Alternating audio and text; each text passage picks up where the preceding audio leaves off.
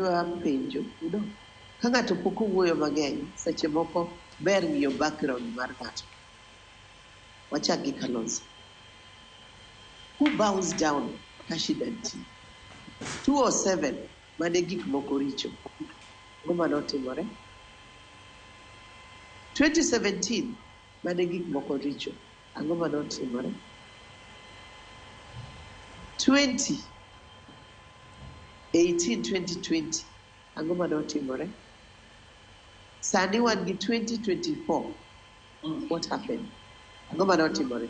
Gima kelo ka en niya, en ni wang'iyo jatelo manyalo stand, machung', mawuog oko, mawacho ni personal interest mare ok ochuno. To en jatelo achiel kende mosechung' mowacho ni ayie mondo adhi piny mondo pinywa odhi mbele. En Ogai Raila Amolo Odinga. Kata Martha Karua mawacho no. In 2007, ang'o mane otimore? Yet seche moko leaders can meet, magibet kama ber. Lakini gima wacho cha, ema dwa wacho. Piny ni konyumore piny, to wanyumore wate. So some political stances maji make, onge dhadho, they don't hold water. Nikech, Kenya is not for Raila Amolo Odinga. Kenya is not for William Ruto. Kenya ken mar nak Kenya. Kenya ken mar Wiper. Kenya is for all of us. So samantie crisis, there's only one person who stands and say we have to move forward. Koro amor kaka wimawie ler washiago kawuono. Owacho ni Kenya is not only for us. Kata international community giyo Kenya.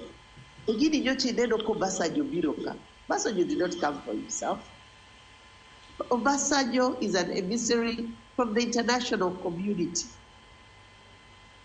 Because Kenya is also our gateway for a lot of international communities. UNEP Nikani, United Nations offices in Kenya.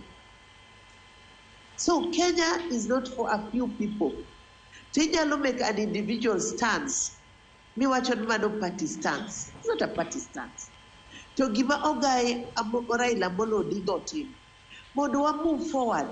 Who are giving Matimore? I'm very happy. The changes make GNZ. And yake group bar GNZ. I follow them. I hear what they are saying. Amor, because they have changed. Giloko, kaka wichedie Kenya ka. MPs, senators, okay, it is not business as usual. They can be occupied. Koro gimati more, acquire, kawuono, Ogai Kalonzo, opari, opendire. Sama macho moko Kenya edga kani. Martha Karua, sama macho moko gidga kani. Eugene Mawala giri gid kanye. Jo Jubilee giduto opendire ni gid kanye. Gamose chung, tesre, kawe chericho, mowe kare, modonjo, monyumore pi, mochido, mowuok, moluokore. En Ogai Raila Amolo Odinga. To gimotimo sani, odwan sectors manyocho wacho ni gik moko richo. Olokre obed gik mabeyo. We move forward as a country. Because sani kata kidhi stock exchange, we have stagnated. Onge gik madhi mbele. Koro nyithindo giko ketwa week ka week gin gi strike. This is a way of making the Kenya go down. Top gin faceless. They have their leaders. Truth be said. They are not rudderless. They are